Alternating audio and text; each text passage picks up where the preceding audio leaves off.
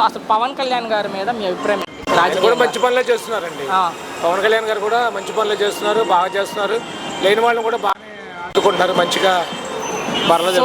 ఒక్క నిమిషం సో ఉప ముఖ్యమంత్రిగా ఉన్నారు, 5 శాఖల మంత్రిగా. ఎలా అనిపిస్తుంది ఆయన పనితీరు? సో ఆయనకి ఇచ్చిన శాఖలకి న్యాయం చేస్తున్నారా? ఆయన రోడ్లు వెయిటింగ్ కానీ, ఇప్పుడు ఏజెన్సీ ప్రాంతంలో కానీ, ఇప్పుడు మన ఆంధ్రాలో కానీ మన ఆంధ్రప్రదేశ్లో ఇప్పుడు 36 జిల్లాలు ఎన్నో చేశారు కదండి. ఇప్పుడు అవునులే, బాగుంది సార్, ప్రభుత్వం బాగానే ఉంది పని. సో ఆయన మాట్లాడుతూ నేను హోంమంత్రి అయ్యి ఉంటే క్రిమినల్స్ తొక్కిబట్టి నాన్న తీసామని చెప్తున్నారు ఆయన. ఒకవేళ నిజంగా ఆ పరిస్థితి ఉంటుంది ఆయన హోంమంత్రి అయితే ఏపీలో. సో అయితే మాజీ మంత్రి పేరుని నాని మాట్లాడుతూ పవన్ కళ్యాణ్ గారు ఆయనకి ఇచ్చిన శాఖలు నేను ముద్రించాడు కానీ వేరే వాటిలో ఏది పెడతారు పవన్ కళ్యాణ్ అంటున్నారు ఆయన.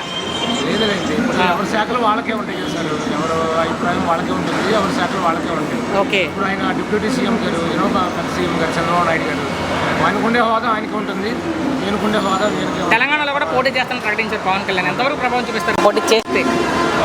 వస్తారండి, అక్కడ కూడా వస్తుంది. పవన్ కళ్యాణ్ గారు అక్కడ కూడా ఫ్యాన్స్ ఉన్నారండి. విజయ్ గారిలో సీఎం అవుతారా? విజయ్ గారిలో సీఎం అంటే కరెక్ట్గా చెప్పలేము సార్. చివరిగా పవన్ కళ్యాణ్ గారిని తిట్టే వాళ్ళకి ఏం చెప్తారు? వాళ్ళకంటే అది తిట్టకూడదండి, ఒక వ్యక్తిని ఎదుటి వ్యక్తిని మనం తిట్టకూడదు. మనకు మంచిగా చేస్తున్నారు కదండి, చెడు చేయట్లేదు కదా, మనకు మంచిగా చేస్తున్నారు. ఆయన అభిమానులు కోరుకున్నట్లు ఆయన భవిష్యత్తులో ముఖ్యమంత్రి అవకాశం ఏ మేరకు ఉండొచ్చు? అది ఏపీ అయినా తెలంగాణ అయినా? ఏపీ అయినా తెలంగాణ అంటే ఏపీ అయితే కరెక్ట్గా వస్తారండి ఆయన. పవన్ కళ్యాణ్ గారు చంద్రబాబు నాయుడు తర్వాత కరెక్ట్గా. ఫైనల్గా ఒక్క మాటలో మీ అభిప్రాయం ఏంటి పవన్ కళ్యాణ్ గారి మీద? అంటే మంచి వ్యక్తి అండి, మంచి వ్యక్తి.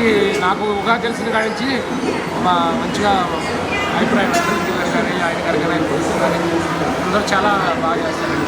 థ్యాంక్స్.